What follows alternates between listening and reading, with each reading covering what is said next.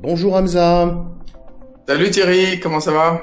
Eh bien écoute, ça va mieux, hein, puisqu'on a eu quelques petites difficultés. Ouais, c'est pas simple, hein, c'est pas simple quand on a des invités, mais on y est enfin arrivé. J'espère que ça va bien se passer. On est en live en tout cas, les amis. Bonjour à tous. Voilà. Et le vrai test qu'on est en live, c'est qu'on est stressé parce qu'on espère que tout va bien marcher pendant le live. Donc voilà, qu'est-ce qu'on fait aujourd'hui, Thierry? Eh bien écoute, Hamza, aujourd'hui on va avoir un retour d'expérience sur comment travailler dans la petite enfance aux Émirats. Mais bon, je pense que le mieux ce serait que je te laisse avec notre invité qui a fait une présentation et que tu la présentes d'ailleurs. Ok. Tout à fait. Voilà, vous êtes à l'écran. Merci beaucoup. Donc bonjour Aurore, salut Aurore. Bonjour Hamza. Alors ça me fait très bizarre les amis de dire Aurore, mais je vais l'appeler Aurore pendant l'émission. Aurore est mon épouse, donc c'est une personne que je connais bien, que du coup je suis bien. Et c'est vrai qu'elle s'est proposée toute seule à nous faire une super présentation parce que c'est des questions qui reviennent très très souvent sur Facebook. Il y a beaucoup d'expats surtout qui ont envie alors soit des expats qui sont pas aux Émirats, ou soit peut-être des épouses qui sont pas en train de travailler et qui ont envie peut-être de retravailler ou de changer de carrière et de rentrer dans la petite enfance. Alors ça tombe bien puisque Aurore, eh bien, elle est arrivée à Dubaï il y a quelques années. Elle va vous en dire plus. Et elle est arrivée avec un diplôme d'infirmière, donc rien à voir, zéro expérience, etc., etc. Comment elle a fait? Elle va nous expliquer un petit peu, à peu près tout. C'est-à-dire qu'elle va nous expliquer comment ça marche ici, les petites différences avec la France, et surtout, ce qu'on lui a demandé et ce qu'elle a fait avec plaisir, c'est que après sa présentation, on va dire générale, elle va aussi nous expliquer un petit peu un raccourci que elle a utilisé qui marche très très bien. Et du coup, vous allez pouvoir en profiter aussi pour tous ceux qui ont envie de rentrer dans la petite enfance. Aurore, est-ce que ça va comme présentation du plan ou pas? C'est très bien, c'est très très bien. Bonjour tout le monde. Donc voilà, comme Hamza a expliqué, je vais commencer la présentation. S'il y a des questions par la suite, avec grand plaisir. Restez jusqu'à la fin parce que je vais expliquer brièvement mon parcours, qui je suis, comment je suis rentrée dans ce milieu-là. Et après, je vais vous expliquer les régulations aux Émirats Arabes Unis. Donc juste pour que vous compreniez comment ça marche. Et après, on va parler d'une stratégie simple pour réussir, pour pouvoir venir aux Émirats, travailler dans la petite enfance, si c'est un projet que vous avez. Et dans la dernière partie, je parlerai d'annexes. J'en dis pas plus.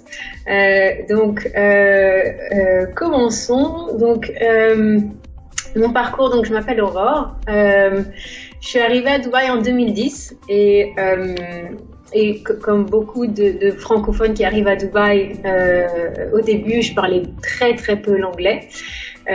Comme Hamza l'a dit, j'avais mon diplôme d'infirmière. Et du coup, ce qui m'a permis à ce moment-là de commencer en tant que maîtresse dans une crèche francophone. J'ai toujours voulu être maîtresse et j'ai eu cette chance à Dubaï. C'est vrai qu'à Dubaï, j'ai toujours l'impression qu'il y a plus d'opportunités, on nous donne plus une chance. Donc, j'ai rejoint une crèche francophone, j'ai commencé en tant que maîtresse et après rapidement, j'ai rejoint une crèche anglophone parce que je voulais aussi voir le système anglais, voir comment ça marche, améliorer mon anglais. Donc voilà, c'est un peu ce qui s'est passé. Et puis après, depuis que je suis là, donc ça fait 8 ans, le temps passe vite, j'ai travaillé dans 3 différentes structures. Et puis, je suis passée de maîtresse à manageuse, sous-manageuse et puis manager de crèche. D'accord. Est-ce que je peux te poser une question là tout de suite? Est-ce que, tu sais, en France, je sais que si tu as un diplôme d'infirmière et d'un seul coup, tu as envie de devenir, on va dire, maîtresse en maternelle, ça le fait pas. Est-ce que c'est un peu... Ouais, c'est vrai que merci. Ou pas? j'ai pas parlé de diplôme. C'est vrai que le diplôme infirmière m'a permis de rejoindre le milieu de la petite enfance, mais après j'ai passé des diplômes que je n'ai pas mentionnés sur la présentation. Non, mais on parle de rentrer là, rentrer en petite enfance. Est-ce que avec un diplôme d'infirmière en France, tu pourrais rentrer en petite enfance ou c'est pas du tout possible? Je pense qu'il faut plus un diplôme de péricultrice. Ouais, il faut quelque chose. Je n'ai pas travaillé en France dans la petite enfance, je sais pas. Mais il faut être éducatrice de jeunes enfants, si je ne dis pas de bêtises, et c'est un diplôme de 3 ans. Pour travailler en crèche avec un diplôme d'infirmière, il faut faire une spécialisation après le diplôme d'infirmière d'1 an. Et là, vous pouvez être directeur, directrice de crèche. Directrice, d'ailleurs, en général, c'est plus des femmes. Mais voilà, la position sera différente. Mais avec un diplôme d'infirmière, si je dis pas de bêtises, je pense pas qu'on peut être. Et c'est pas vraiment, le statut est pas vraiment maîtresse en France. Oui. D'accord. Et du coup, c'est possible ici. Ce que tu as remarqué, c'est que c'était possible ici. C'est possible ici. Ça a été possible quand je suis arrivée, mais rapidement, on m'a demandé une qualification qui était en rapport avec ce que je faisais. D'accord. Donc, rapidement, j'ai passé mon CACH3, mon PGCE et j'ai fait mon master par la suite. C'est vrai que le diplôme d'infirmière, ça a été un bon tremplin. Ça a été quelque chose qui m'a permis de mettre un pied dans la petite enfance. Mais si c'est votre projet de vie, c'est quelque chose que vous voulez faire, je conseillerais de se spécialiser dans la petite enfance. En termes de diplôme. En termes de diplôme. Donc, on va parler des régulations ici. Donc, donc maintenant, ce qui régule les nurseries, c'est le Ministry of Education. Donc, ça régule les nurseries à Dubaï. Et après, je vous parlerai très brièvement du système primaire et secondaire, parce que les prérequis sont différents. Donc, les crèches ici à Dubaï fonctionnent un petit peu différemment de ce qui se fait en France. On accueille les enfants de 4 mois à 4 ans. Et la plupart des nurseries suivent le programme anglais, donc le Early Years Foundation Stage, les EYFS. Il y a un bon historique de résultats. C'est vrai que c'est un curriculum, un programme qui a été là depuis très longtemps. Et ça peut s'adapter à une langue. Nous, je sais que en fait, où je travaillais auparavant, on avait donc la langue principale était l'anglais, mais on avait aussi un secteur, une partie française et arabe. Et en fait, on adaptait le programme anglais au français et à l'arabe pour être sûr que les standards étaient les mêmes à travers les 3 langues. D'accord. Après, il y a plusieurs régions d'apprentissage qui sont explorées et étudiées dans le curriculum anglais pour chaque groupe d'âge, et la maîtresse a des critères à remplir et à atteindre pour chaque enfant. Donc, je ne vais pas vous trop m'étendre là-dessus. Oui, attends, parce que c'est important. La différence aujourd'hui entre ce que tu décris et par rapport à ce qui se passe en France, c'est que en France, il n'y a pas vraiment de programme scolaire. Alors que ici, il y a un vrai programme scolaire qui s'appelle l'EYFS. C'est ça ou pas?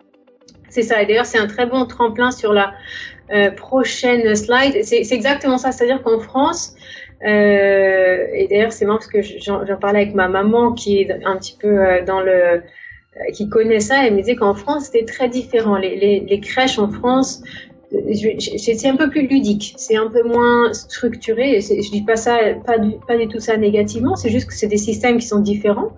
Et c'est vrai que ici, quand on regarde les crèches ici, la différence aussi, c'est que les parents payent, donc il y a aussi peut-être un service qui est différent.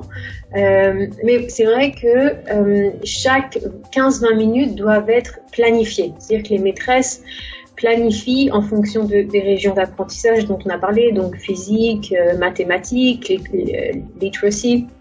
Donc, pardon, Aurore, désolé, je te coupe.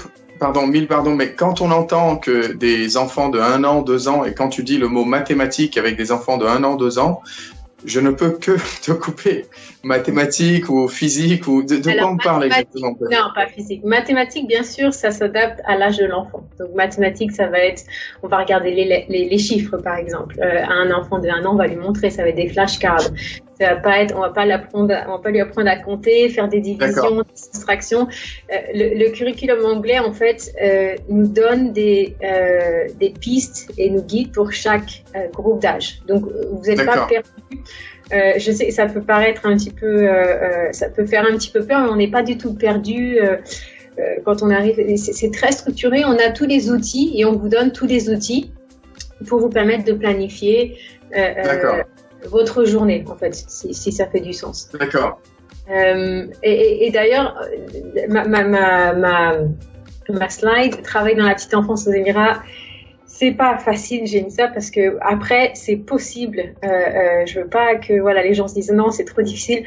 Et je vais vous donner une stratégie pour réussir, mais il faut aussi que je vous dise l'envers du décor en quelque sorte, c'est-à-dire que c'est aussi c'est aussi beaucoup de travail.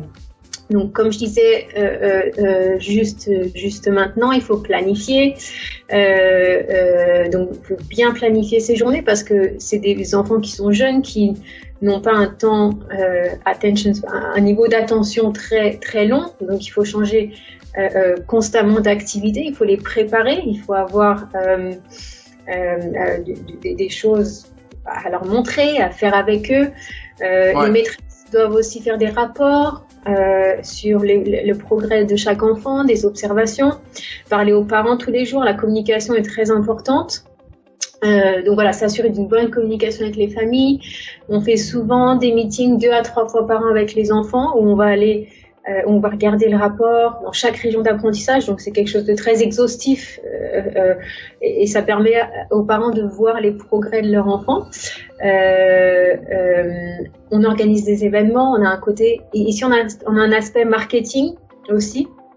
Donc, participer à des événements marketing, organiser des événements au sein de la crèche. Donc c'est... Bon, ça a coupé, donc je continue. On va vous demander aussi de... Ah non, Hamza est de retour. Hamza, t'es là? Pardon. Ouais. Ça, c'est un teacher c'est ce qu'un teacher a à faire, en fait, tout ce que tu dis, c'est ça? Voilà, donc on est impliqué en tant que maîtresse. La maîtresse n'a pas à faire ça toute seule, mais c'est des choses dans lesquelles la maîtresse va être impliquée. D'accord. Donc elle va devoir y passer, y passer du temps. Donc c'est du travail à fournir malgré tout pour la maîtresse. D'accord. C'est quelque chose à faire. Et puis donc il y a aussi décorer la classe régulièrement, envoyer des activités à la maison en fonction des nurseries. Chaque nurserie fait des choses un petit peu différentes, mais bon, on va dire que grosso modo c'est un petit peu pareil. Et puis il y a un prérequis de 30 heures de training par an qui est fait par le ministère de l'Éducation. Et donc ça c'est vrai que ça aussi ça veut dire que des fois il va falloir venir faire des trainings pendant le week-end, faire des trainings à la maison, rester un petit peu tard au travail, certains soirs, certaines après-midi. Donc c'est plus globalement en termes de travail et d'implication. D'accord. Donc, en termes de diplôme, donc le principal diplôme qu'on demande, et surtout de plus en plus maintenant, c'est ce qu'on appelle le CASH Level 3. Donc, c'est CASH niveau 3. C'est un diplôme anglais. Et la bonne nouvelle, c'est que vous pouvez le passer en ligne en France, soit en France, soit aux Émirats Arabes Unis, donc soit à Dubaï. Mais si vous êtes en France et vous avez pour projet de venir à Dubaï, vous avez 2 options, soit le passer en France, je vais vous expliquer un petit peu comment ça se passe, ou bien le faire ici. Donc en France, vous pouvez le faire en ligne. Il y a des instituts qui l'offrent et j'en ai contacté plusieurs en préparant l'émission. et qui n'ont pas de prérequis. Et puis l'avantage, donc je parlerai un petit peu plus de tout ça après. L'avantage, c'est que c'est un diplôme anglophone reconnu, donc c'est reconnu partout. Donc une fois que vous avez votre diplôme en poche, c'est super parce que voilà, c'est quelque chose qui est reconnu. Si vous allez aux États-Unis, en Australie, il faudra juste l'attester. En Angleterre, et puis après voilà, c'est tout bon. D'accord. Si possible, c'est bien d'avoir un niveau d'anglais quand même basique pour faire ce cash, parce que c'est quand même un peu soutenu, c'est quand même voilà, c'est beaucoup d'heures de lecture. On va vous demander de rédiger des choses en anglais, d'envoyer des assessments, donc ça va être c'est aussi, voilà, c'est quand même beaucoup de travail en anglais. Je vous ai mis le nom de 2 instituts avec lesquels que vous pouvez contacter. Ça s'appelle TA College and NEC. Oui. En ligne, c'est à peu près 12 000 dirhams, 3 000 euros. Sachant que certains instituts, après, c'est toujours bien si vous êtes intéressé de comparer, d'en contacter plusieurs et de comparer. Parce que en général, il faut faire 350 heures de volontariat si vous ne travaillez pas dans la petite enfance pour pouvoir valider votre cash, et certains instituts vont vous demander de payer les déplacements de votre tuteur, parce que probablement si vous êtes en France, je ne pense pas qu'il y ait un institut de cash donc, en France. Donc la personne va devoir se déplacer, mais ça se fait. J'ai contacté, les tuteurs se déplacent pour les observations. En général, on fait 2 à 3 observations au courant de l'année pour valider votre cash. D'accord. Il y a aussi des instituts à Dubaï si vous êtes sur place. Les 2 principaux, c'est Arabian Child et ICE. Et c'est entre 17 000 et 19 000 dirhams. Après, il y en a d'autres. Là, c'est des exemples que je vous ai mis. Si vous mettez Cash Level 3 online, Cash Level 3 in Dubai sur Internet, vous allez trouver probablement plus d'instituts. D'accord. C'est clair?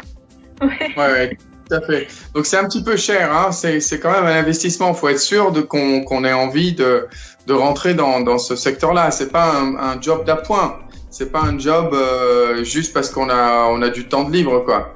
Il y a un investissement qui est pas énormissime, hein. C'est pas non plus la mer à boire, mais il y a un truc entre 2 et 3 000 euros en ligne c'est ça, hein, qu'on doit passer, plus 350 heures de pratique.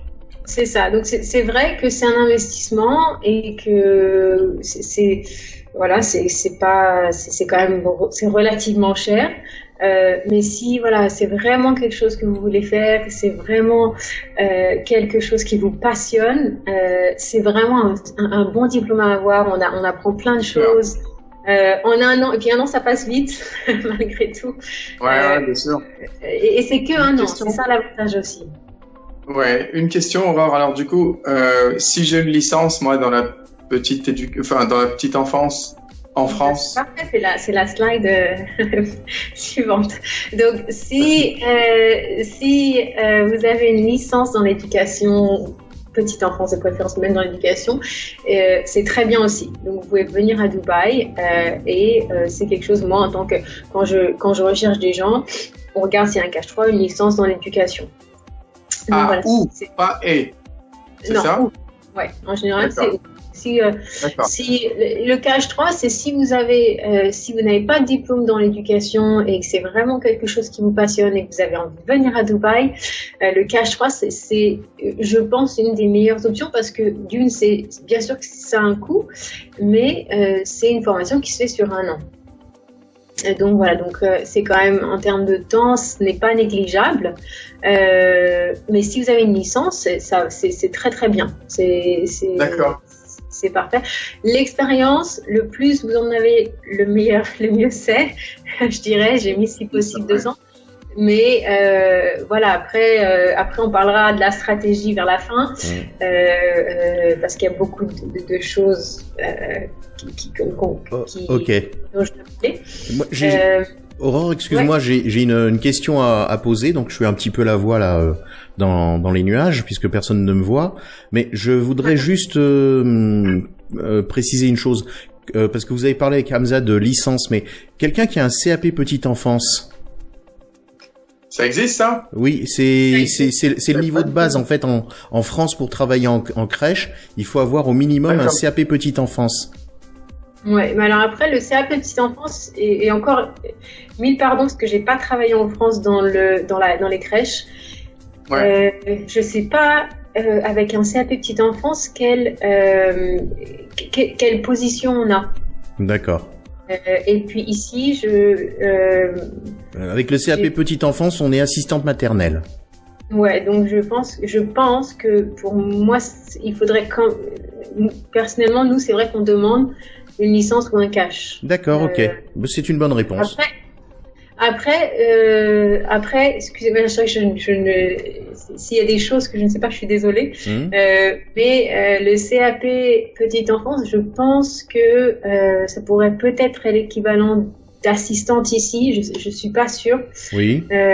Ça vaudrait le coup. Je me renseignerai. Ça vaudrait le coup de poser la question. Mais c'est vrai que je vais vous montrer où rechercher dans tous les sites et toutes les nurseries qui recherchent les maîtresses. Ça va être une licence ou un cash 3. Ouais. Et alors après, c'est toujours bien d'avoir un CAP petite enfance. Hein. Je pense que c'est bien. Ça peut être aussi un tremplin. Moi, j'avais un diplôme d'infirmière et ça n'avait strictement rien à voir avec la petite enfance. Donc, je pense que ça a une valeur. Et voilà, c'est toujours bien de mettre ça sur votre CV si vous avez un CAP. Et puis peut-être ça peut être aussi un tremplin vers autre chose. J'avais quelque chose à dire, mais j'ai oublié. C'est parti. Ça revient. C'est pas grave. Voilà. Alors, en termes de salaire et horaire, donc les salaires varient en fonction de plusieurs critères. Les années d'expérience, donc plus vous avez d'années d'expérience, forcément plus vous allez être mieux payé. C'est pareil pour les qualifications. Donc si vous avez un cash 3, un PGCE, ça va être un master, ça va être des choses qui vont peser dans la balance. Et il y a aussi votre niveau d'anglais. Donc si vous avez un bon niveau d'anglais, eh bien ce serait quelque chose qui sera recherché aussi, donc c'est quelque chose qui va aussi jouer. Et les heures travaillées, donc il y a des nurseries qui offrent des mi-temps, donc mi-temps ça veut dire que vous travaillez en général, ça dépend des nurseries, mais en général c'est de 7h30, 7h45 à 1h30, 2h. Ça peut être à 2h30, ou bien temps plein, et là ça veut dire que des fois vous travaillez 5 jours jusqu'à 5h, vous faites 3 jours jusqu'à 6h et 2 jours jusqu'à 2h, mais c'est considéré temps plein, c'est plus d'heures aussi, et donc forcément ça veut dire que vous allez être plus payé. Et ça c'est en fonction de vous, hein. En général moi je sais que je demandais toujours parce que je pense que c'est important que le travail soit en corrélation avec la vie personnelle. Donc moi, je demandais toujours à mes maîtresses, qu'est-ce que vous préférez? Parce que je veux pas que quelqu'un commence en temps plein et puis finalement se rende compte que c'est trop de travail, qu'elle a plus de temps pour ses enfants, elle a plus de temps pour elle-même. Donc c'était les heures de travail, c'est toujours en général un choix personnel. C'est la façon dont je vois les choses. Et puis le salaire varie environ, hein, encore, c'est une fourchette entre 5 000 et 11 000 dirhams par mois. D'accord. À peu près. D'accord. Alors, nous aussi, voilà, la stratégie pour réussir. Et encore, donc là, ça va être plus pour les gens qui n'ont pas de diplôme, mais aussi pour les gens qui ont un diplôme, parce que je vais vous parler de quelques outils pour réussir. Donc, d'accord. Le cash 3, donc, dont on vient de discuter, vous pouvez passer votre cash 3 en ligne depuis la France. Ce qui est, comme je disais tout à l'heure, ce qui est super, c'est qu'il n'y a pas de prérequis. Hein. Vous n'avez pas besoin d'avoir un diplôme, vous n'avez pas besoin d'avoir une licence, vous avez besoin et même le niveau d'anglais, voilà, vous pouvez, il n'y a pas de prérequis. Tant qu'on comprend en fait et qu'on peut passer l'examen et qu'on se sent confortable et qu'on est prêt à étudier, on va pas nous tester sur un niveau d'anglais, c'est ça? C'est exactement ça. D'accord. Donc voilà, mais encore une fois, si vous n'avez, enfin, si votre niveau d'anglais est très très faible, je vous conseillerais d'abord d'améliorer votre anglais. Après, c'est toujours délicat parce que moi je sais que étudier en anglais, j'ai étudié beaucoup d'années en anglais, ça m'a aussi permis d'améliorer mon anglais. C'est-à-dire que lire en anglais, écrire en anglais, c'est aussi, voilà, mais c'est beaucoup de travail. Au début, on bute sur chaque mot, on essaye de former des phrases. Donc voilà, ça va prendre du temps. Ça va prendre du temps. C'est des choses qui sont fastidieuses au début. N'abandonnez pas. C'est normal. Voilà, c'est normal et c'est comme ça et si c'était facile. Et attends, Aurore, comment t'as commencé toi? T'as commencé avec un super niveau d'anglais du coup? Non, comme je le disais au début, moi quand je suis arrivée même à Dubaï, je parlais très je parlais pas anglais en fait au début. Quand l'aventure a commencé, je ne parlais pas du tout anglais. Et j'avais peur d'aller à des entretiens, je comprenais rien, je me disais mon Dieu, je vais jamais décrocher un entretien, je vais jamais avoir un travail et puis voilà, et puis en fait à Dubaï on nous donne quand même la chance de montrer de quoi on est capable. D'accord. Voilà. Okay. Avoir la volonté, être positif. Je parlerai un petit peu de l'attitude par la suite. Mais voilà, faut garder espoir et faut garder cette positivité parce que c'est vrai que des fois, on parle à des gens et tout nous semble très très compliqué, alors qu'en fait, c'est pas si compliqué que ça. D'accord. Et la stratégie alors, la stratégie simple que tu vas nous présenter, est-ce que c'est celle que tu as faite toi ou pas du tout? Alors moi c'était un petit peu différent parce que voilà, j'avais un diplôme d'infirmière. Après c'était il y a 8 ans aussi, donc il y a 8 ans les choses étaient un petit peu différentes, je dirais. C'est une stratégie pour vous permettre d'être directement quelque part diplômé, d'avoir votre cash. D'accord. Alors. Et comme ça, donc, comme je disais, le cash 3, et puis vous lancez directement, même si vous n'avez pas trop d'expérience, voilà, on parlera après comment un petit peu se vendre et comment un petit peu démarcher le nursery, qu'est-ce qui est important quand vous recherchez du travail. Un petit mot sur le cash 3. N'oubliez pas de le faire attester parce que c'est un diplôme anglais, ce n'est pas un diplôme français.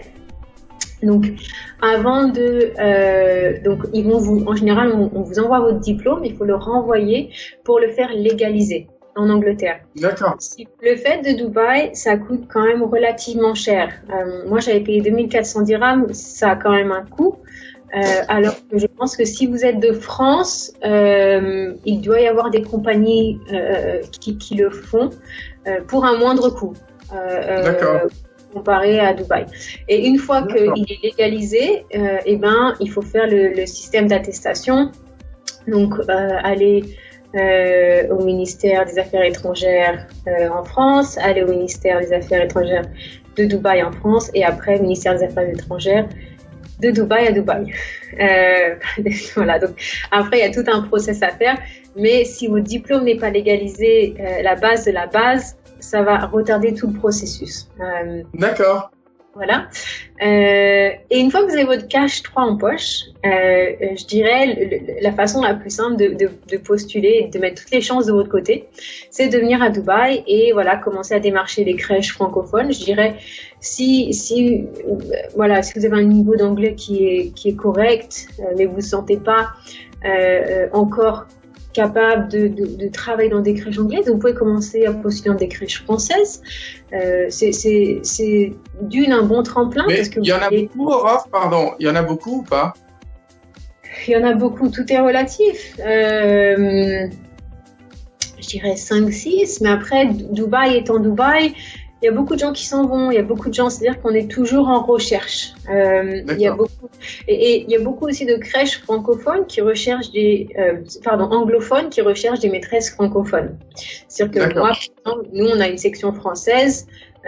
Donc voilà, j'ai besoin d'une maîtresse française. Et ça, c'est dans beaucoup de crèches anglaises, parce qu'il faut savoir que les deux langues principales qu'on enseigne en nursery à Dubaï, c'est le français et l'arabe.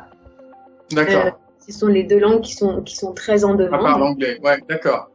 Bien sûr, l'anglais étant la langue principale, mais il y a des crèches qui sont spécialisées, qui font que du français. Et malgré tout, Dubaï est un hub. Mais je sais que voilà, nous, il y a des gens qui s'en vont, qui reviennent. Vous avez toujours des choses qui se passent. C'est pas comme en France. Donc, même si vous allez dans une crèche, vous déposez votre CV et on vous dit, on cherche pas en ce moment, c'est pas grave. Peut-être qu'ils vont chercher dans un mois. Donc, attends, pardon, Aurore. Là, tu conseilles d'aller se déplacer dans les crèches, pas d'envoyer. Toi, ce que tu ferais, c'est si ces personnes qui sont intéressées, ce seraient tes amis, tu leur dirais, tu fais ton CV et tu te déplaces, tu vas dans ces nurseries françaises, c'est ça? Ouais. Moi, je dirais d'envoyer son CV et d'y aller. Et on va parler un petit peu de comment se présenter, première impression, etc.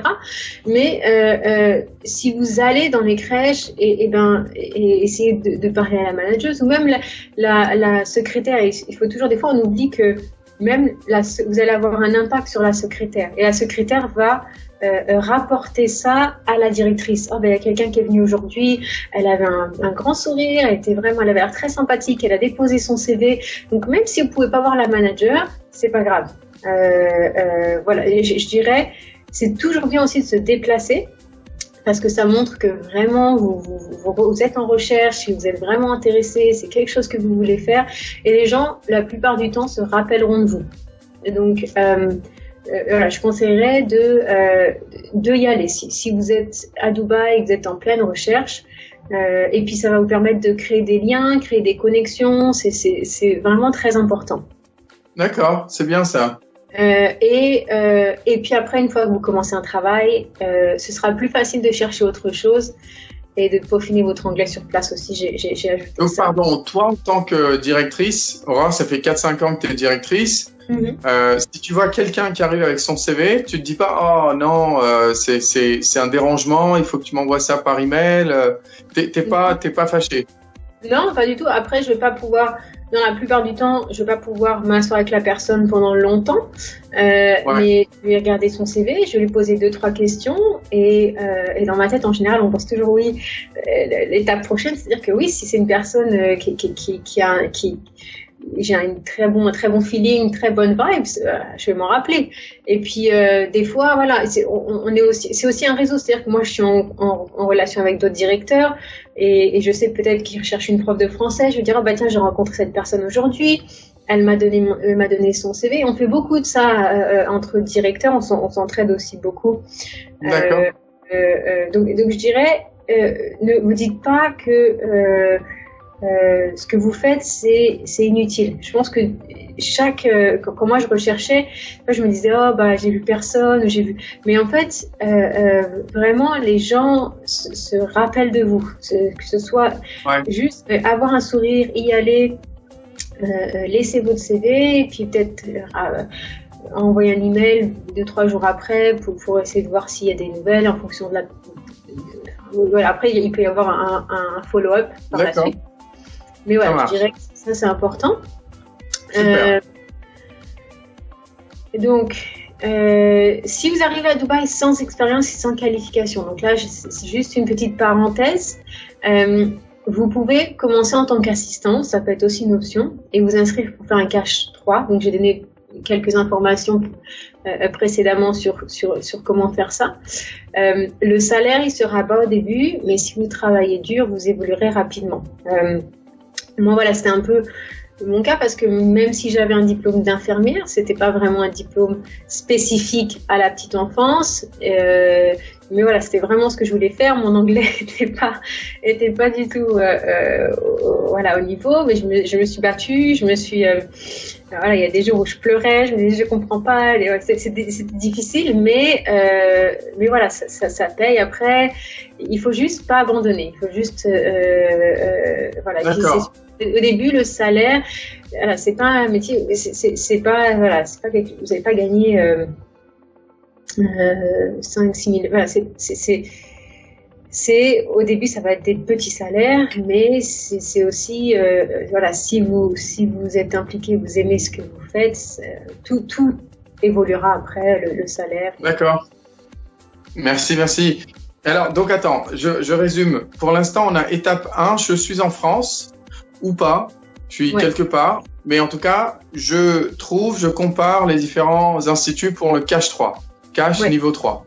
Une fois que je fais ça, bon, je le fais légaliser en Angleterre, il y a des sociétés apparemment qui le font, il y a sûrement les écoles qui sont en connexion avec ces sociétés qui peuvent nous orienter. Et après, ton conseil, c'est de dire, si ton anglais, il est pas génial, et que t'es pas confiant du tout, commence dans des petites structures peut-être françaises. Le fait que tu aies un Cash 3, c'est exactement ce qu'on attend. Même si c'est des écoles francophones, on suit le cursus EYFS, c'est ça? Pas toutes, mais Cash 3, c'est reconnu en fait en termes au ministère de l'Éducation. D'accord, ok. Ça te donne le droit, en fait. Voilà, c'est ça. Le ministère de l'Éducation va venir, il va regarder la liste des personnes qui travaillent chez nous, il va nous dire quel est son diplôme. À la limite, pour eux, ils regardent pas si la personne est francophone. Voilà, il faut un diplôme, soit une licence, une licence ou un Cash 3. D'accord. Voilà, c'est clair. Oui, tout à fait. Ouais, très très clair. Donc ça paraît simple en fait. Dans la pratique, ça paraît simple en termes d'étapes. C'est pas si puissant que ça. Il y a 3 étapes. On fait passer le Cash 3. On le fait légaliser. On visite. Alors on envoie les CV, on visite les nurseries et puis on commence à travailler. À partir de là, j'imagine que l'enjeu, c'est l'anglais. C'est comment on se sent en anglais pour pouvoir effectivement évoluer en dehors des crèches, des nurseries françaises ou pas, c'est ça? C'est ça. Et on va y venir. Mais avant de venir à l'anglais, je voulais juste vous parler aussi de cours gratuits. C'est-à-dire que après, comme Thierry a parlé du CAP, des fois, voilà, après il y a plein de diplômes qui existent. Moi, je sais que j'avais une maîtresse qui avait le DAFLE, par exemple. Donc après, moi, je vous parle de choses générales. Après, il y a toujours des cas particuliers. Et si j'ai ça, et si j'ai ça, et si j'ai ça. Donc après, je peux pas rentrer dans parce que voilà, il y a plein de diplômes qui existent, même en France. Mais il faut savoir que du moment que c'est vrai que c'est lié à l'enseignement, ça a toujours une valeur. C'est lié à l'enseignement, l'éducation, ça a toujours une valeur. Si vous avez par exemple même une licence et vous voudriez vous spécialiser dans un petit peu plus, d'une en anglais et de deux dans l'EYFS. Donc ce qui est le curriculum anglais, il y a des cours gratuits qui existent. Là, je vous ai mis des liens. Et en fait, vous pouvez vous connecter et faire ces liens gratuits. Faire ces cours gratuits. L'avantage de ces cours, d'une, c'est que c'est gratuit. Et de deux, ça montre que vraiment, vous êtes, vous avez la volonté et vous faites des choses qui vous coûtent, en termes de temps, sans être payé, sans attendre rien du tout en retour. Mais vous le faites, c'est une question aussi d'attitude. Quand on voit que la personne a fait 4-5 trainings de 5 heures et que c'est marqué sur son CV, moi je me dis waouh, elle est vraiment, c'est vraiment quelque chose qu'elle a envie de faire, c'est pas sa première langue. Et il n'y a pas de contrainte de temps, donc c'est des trainings que vous pouvez faire chez vous le soir. Encore une fois, c'est gratuit. Donc voilà, c'est toujours bien, bien de faire des trainings comme ça. Et après, vous pouvez choisir les sujets aussi. D'accord. Voilà, j'ai mis les liens ici sur la présentation. Et l'anglais. Donc c'est vrai que l'anglais, comme Hamza disait, c'est pas à négliger. c'est pas à négliger parce que même si vous enseignez dans une nurserie francophone, il va y avoir un minimum de communication et de compréhension en anglais qui va être nécessaire avec les parents, avec les collègues, avec le management. C'est-à-dire que on travaille beaucoup, on a beaucoup de gens qui viennent des Philippines, qui parlent pas français, qui travaillent avec vous, et il y a des informations de base que vous devez comprendre. C'est-à-dire que est-ce qu'un enfant a dormi, est-ce qu'un enfant a mangé, est-ce qu'un enfant a de la fièvre, est-ce qu'il s'est cogné. Donc ça, c'est des informations très très importantes que vous devez comprendre pour pouvoir les partager avec les parents. Donc voilà, l'anglais est important. Et moi, quand j'ai eu le projet de venir à Dubaï, donc bien sûr j'ai étudié l'anglais à l'école comme nous tous, mais j'ai tout perdu pendant mes années d'infirmière. Donc quand j'ai eu pour projet de venir à Dubaï, j'ai commencé à prendre des cours du soir parce que je travaillais à l'époque en France, et j'allais faire de l'anglais 3-4 fois par semaine pour me remettre à niveau. J'ai tout changé en anglais, donc la télé, la radio, paramètres de mon téléphone, de l'ordinateur. C'est des petites choses, mais on apprend à travers la répétition, donc de voir les mêmes mots tout le temps. Ça va enrichir notre vocabulaire. Je regardais des films en VO avec sous-titres. Voilà, c'est des petites anecdotes. J'écoutais aussi, quand j'allais au travail, j'écoutais la radio. Je comprenais rien, mais j'écoutais et je me disais, voilà, n'abandonne pas. Au bout d'un moment, tu vas comprendre.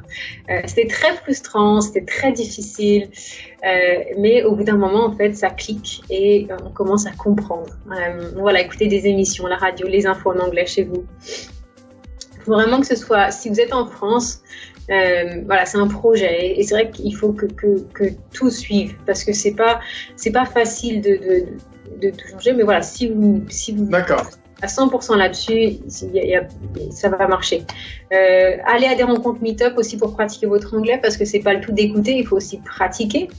C'est une langue vivante, donc faut la parler. Après, j'ai donné d'autres exemples, la BBC, France 24 en anglais. Donc voilà, ça c'est en ce qui concerne l'anglais, c'est très important. Et le dernier paramètre de la stratégie pour réussir, c'est l'attitude.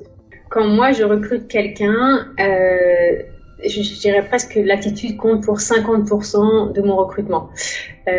Pourquoi ?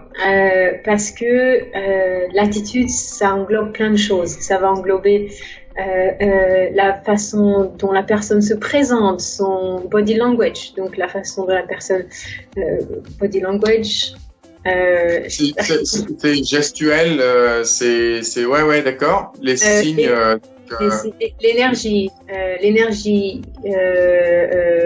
les efforts supplémentaires. Donc, je parlais des efforts supplémentaires parce que pour vous démarquer entre guillemets d'autres candidats, on va avoir, en tant que personne qui recrute des maîtresses, on va comparer. Donc c'est-à-dire que si par exemple une directrice vous demande de venir faire un essai de 2 jours, et ben restez 3 jours, restez plus longtemps, préparez un planning, préparez des activités sans qu'on vous le demande, lisez une histoire.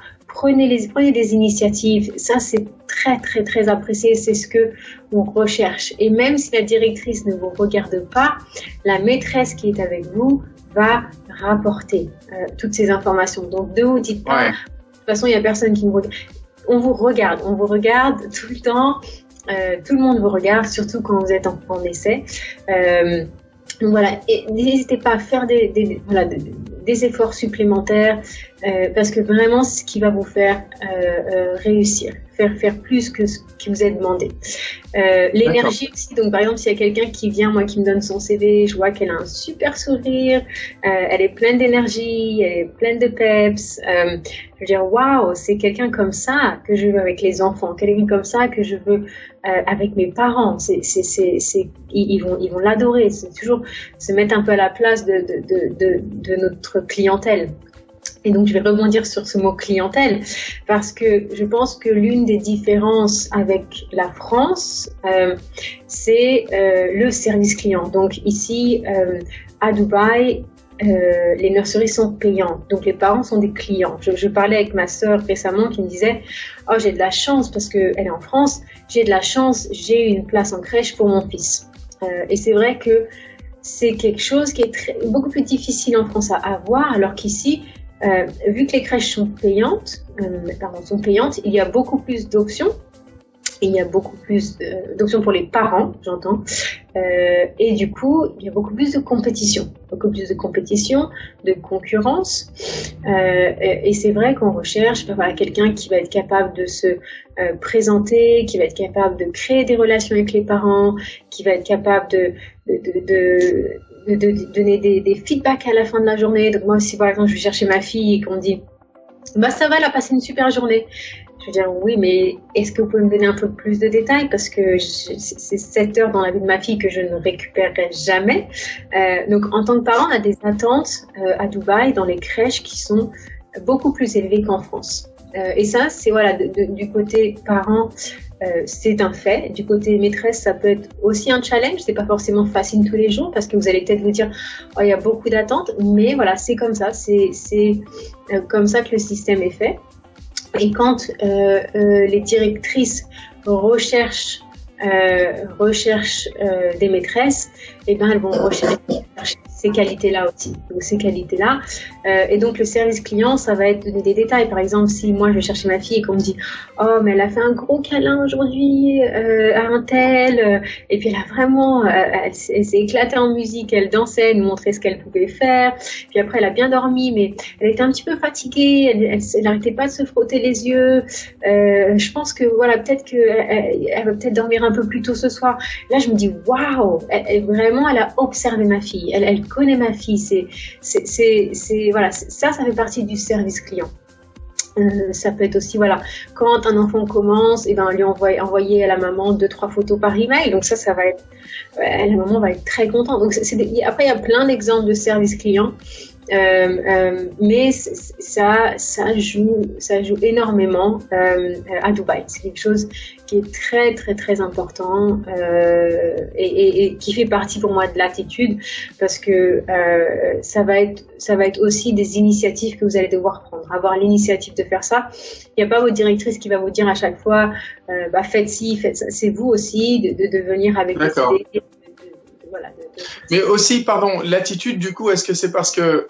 Alors, l'attitude est toujours importante, parce que même en France, j'imagine que les recrutements se font aussi avec l'attitude. J'imagine que le service est très bon dans la majorité des crèches, j'imagine. Hein. Mais est-ce que ce que tu veux dire, c'est que ici, le côté, justement, service, essayer d'en faire plus et faire très attention aux parents, etc., c'est complètement lié au côté commercial. Est-ce que, en fait, je vais poser ma question, tu me dis si je suis complètement dans l'erreur, mais est-ce que quand tu recrutes quelqu'un, est-ce que, bon, tu regardes le critère, c'est-à-dire est-ce qu'il va avoir les compétences, est-ce qu'il va avoir les diplômes et est-ce qu'il peut faire le job, mais ce que tu regardes aussi quand tu parles d'attitude, c'est quelle perception mes parents vont avoir de lui et est-ce que je vais du coup avoir un impact commercial positif si je recrute cette personne? Est-ce que c'est quelque chose qui te traverse l'esprit du coup ou pas? J'aime pas le mot commercial parce que c'est quand même des enfants, c'est quand même des parents et surtout moi je suis très très, pour les gens qui travaillent avec moi, je suis très très, mes enfants c'est mes enfants, faut pas toucher à mes enfants. Non, je rigole quand je dis ça, mais je suis très très pro-enfant, c'est-à-dire que je sais pas du tout ça, je suis très sensibilisée à ça, mais par exemple, dans le passé, j'avais une maîtresse qui était très, très, très timide et qui parlait pas aux parents et c'est vrai que du coup, ça a créé beaucoup de problèmes parce que du coup, les parents, ils sentaient que ils arrivaient pas à créer une relation, ils n'avaient pas de retour sur la journée de leur enfant. Donc, c'est important, c'est crucial. Je vais pas mentir là-dessus, c'est très, très important. Après, on peut dire, on peut faire un parallèle avec l'aspect commercial, mais je pense que en tant que parent, on voudrait ça pour notre enfant aussi. Je pense que d'accord. C'est quelque chose qui est important, indépendamment du travail. Voilà. est-ce que c'est clair? Oui, tout est. Ouais, ça fait du sens. Ouais. Alors, je vais juste ajouter quelques petites informations. Le site principal pour rechercher un emploi à Dubaï, c'est Expat Woman. Expat Woman, toutes les nurseries postent leurs vacancies sur Expat Woman. Donc, vous avez juste là, et en général, tous les jours, il y a des nouveaux jobs. Donc voilà, il y a le lien qui est là. On peut mettre dans les commentaires si vous voulez jeter un coup d'œil. Mais voilà, c'est le lien principal. D'accord. Je dirais avec lequel vous devez travailler. On va juste très rapidement, parce que je sais que j'ai pris beaucoup de temps, parler d'informations un peu plus générales, parce que je sais que c'est de termes un peu plus généraux, je sais que c'est des choses que vous avez peut-être entendues. Donc, juste en termes de travailler dans le système primaire et secondaire. Donc, on a parlé du ministère de l'Éducation qui régule les nurseries, il y a le KHDA qui régule les écoles. Pour travailler dans les écoles, il y a plus d'exigences et de prérequis. En général, ce qui est demandé, c'est une licence. Et puis, comme je vous ai mis ici, en général, si vous avez un master, c'est quelque chose qui est préféré. Et en général, on vous demande une certification dans l'enseignement. Donc, ça va être équivalent au CAPES. En anglais, ça s'appelle QTS, Qualified Teacher Status. Et ça, c'est quelque chose qui confirme votre statut d'enseignant. Et en général, les salaires sont plus élevés, aux alentours de 18 000, mais après, ça varie énormément. C'est plus pour vous donner une idée. Et finalement, le PGCE, moi, j'ai passé mon PGCE après mon CAH 3. C'est reconnu pour travailler dans la petite enfance, pour travailler dans une école, c'est Postgraduate Certificate in Education. C'est équivalent, on va dire, à un master en France. Vous devez avoir une licence pour faire votre PGCE. Et après le PGCE, si vous le passez et que vous voulez continuer sur un master, ça vous donne des points pour continuer sur un master. Le PGCE, par contre, il y a un certain niveau d'anglais qui vous est demandé. Et de Dubaï, en général, les deux universités qui le font, c'est Nottingham University. Moi, c'est avec le... De Dubaï, tu veux dire en ligne? En ligne, oui. Alors, okay. Nottingham University, c'est complètement en ligne. C'est pour ça que j'ai mis PGCE I, ça s'appelle PGCE International, parce qu'en fait, vous n'avez pas de tuteur qui vient vous évaluer, mais vous rencontrez les tuteurs sur place à Dubaï 2 fois au cours de l'année. À l'époque, j'avais payé 20 000 dirhams, ce qui est 4 300 pounds, il y a 6 ans, donc je pense que ça a augmenté un petit peu. Et puis aussi Sunderland University. Par contre, là, vous avez un tuteur qui vient, d'où le coût un petit peu plus élevé. D'accord. D'environ 33 000 dirhams. Et c'est Et ça, c'est un prérequis pour travailler en crèche? C'est pas un prérequis pour travailler en crèche, mais c'est un diplôme dont on entend souvent parler. Dans l'éducation. Dans l'éducation, parce que c'est in education. Donc mais il faut une licence. C'est plutôt en continuité, pardon.